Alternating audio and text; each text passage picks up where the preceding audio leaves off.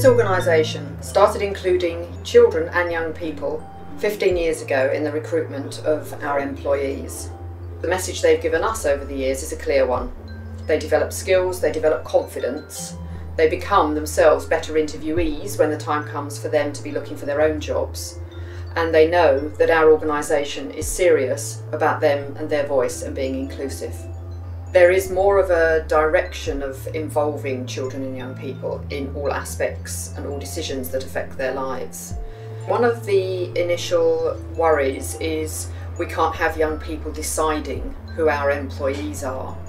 We would be giving away too much authority and too much responsibility to them. And of course that's not what happens. Young people contribute to what is a panel-wide decision. It's positioned us within our sector as more forward-thinking and more inclusive in the way in which we do our work. So we are finding that we attract more and more staff who want to work in an organisation, which in a sense puts its money where its mouth is and says we're here for children and young people and they're with us right the way through.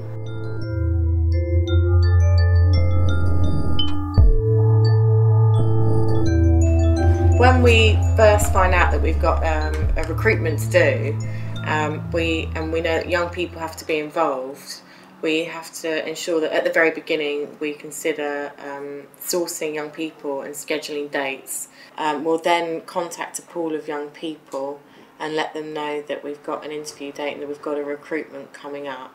We usually have 2 young people on a panel. We have to make sure that we have their travel organised in advance so that they're not left on the day to source it themselves. And they'll be sent information beforehand that explains the roles and responsibilities of and what's expected of them on the day. This pack will have a copy of the timetable and the person specification, the assessment that often happens during an interview process, and copies of the application forms for the shortlisted candidates and draft questions.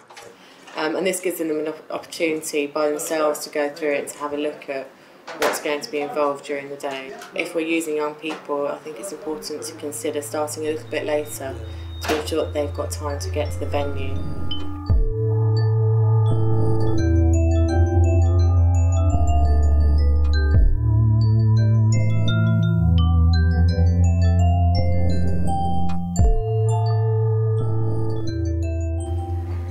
When I did my first interview panel, I didn't really get nervous because I'd been talked through everything already before we started interviewing and I knew what I was doing.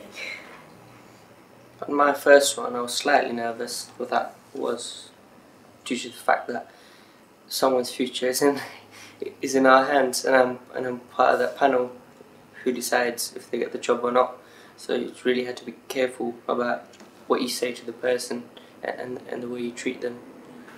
Well, welcome. I'm afraid we've got a bit of a long day today because we've got 6 interviews for a role in the research department, and each interview is going to be around about an hour, and we're going to leave 10 to 15 minutes between each one.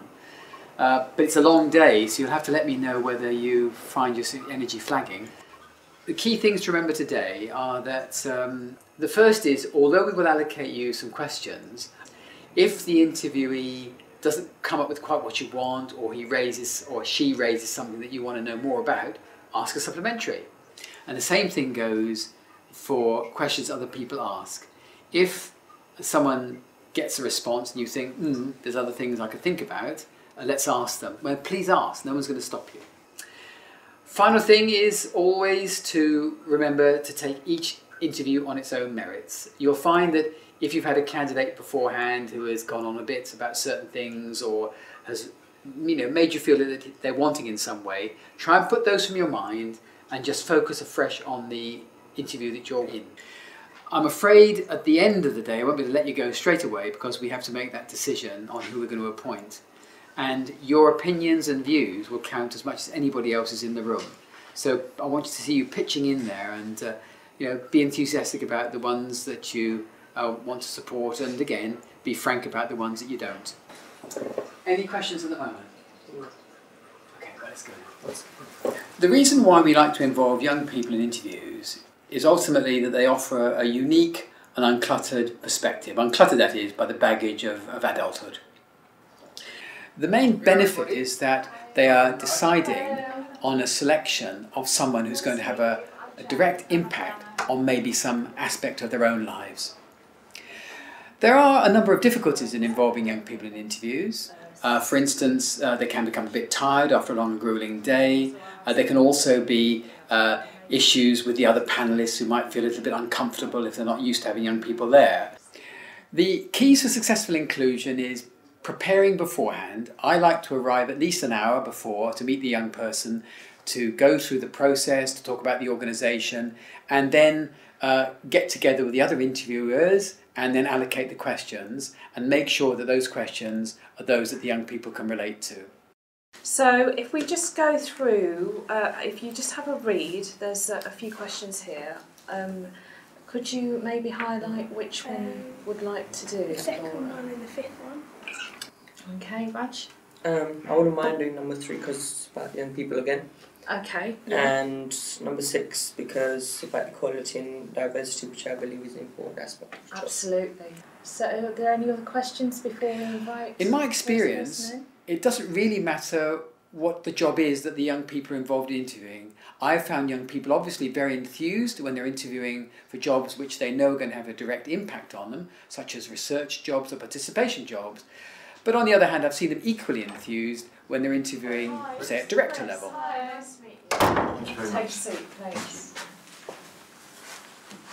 I'm Jane. I'm going to be chairing, like I've said, and I'm in participation. In terms of authentic inclusion and what it means to make this a real experience, we always encourage the young people to ask questions that relate to their own experience, but more than that, to ask supplementaries, to encourage them to get into a dialogue with the interviewee. What do you think is the most important issue affecting young people today?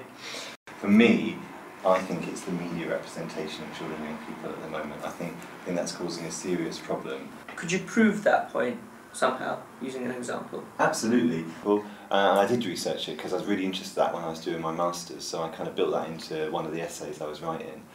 So I was able to kind of analyse the number of articles that had been written about children and young people, and then kind of work out from that the number that had a positive portrayal or a negative portrayal. And was that published? No, it wasn't published, but if you do want a copy, I've got one that you can bring. In terms of involving them in different ways for different jobs, I'd like to bring up the issue of role play here. We do involve role play where we know that the interviewee is going to have to interact with young people in quite an intimate way in the course of their role.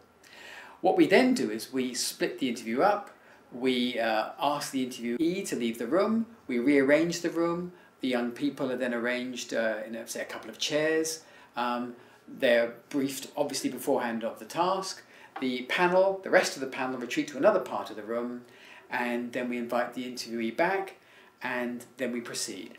Guys, thanks for coming in today and answering my questions. I really appreciate the time you've taken out of your day. So, I've got 10 questions. What I'm going to do is I'm going to go through them one by one, and it's going to take me a bit of time just to kind of scribble down what you say. Alright, so my first question is...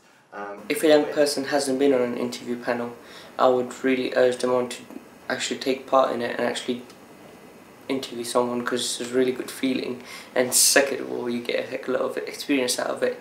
It's because you get to understand interview techniques and stuff, so it can help you when you get interviewed as well. Of children and young people. So you're telling me that you just see bad stuff about children and young people in the news. That's where you see the bad stuff.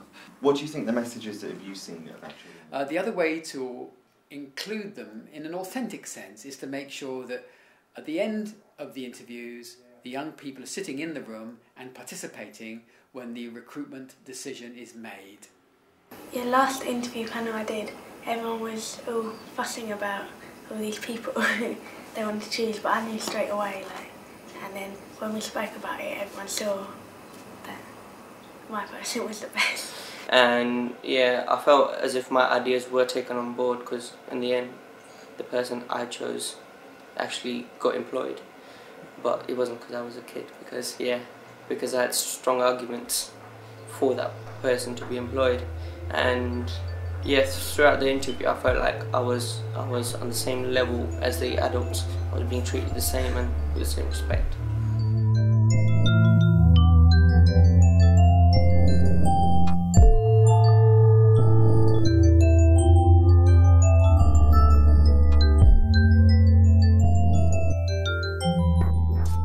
It's been a very good process for us, involving young people in the interviews of new staff. The interviews themselves have been enriched.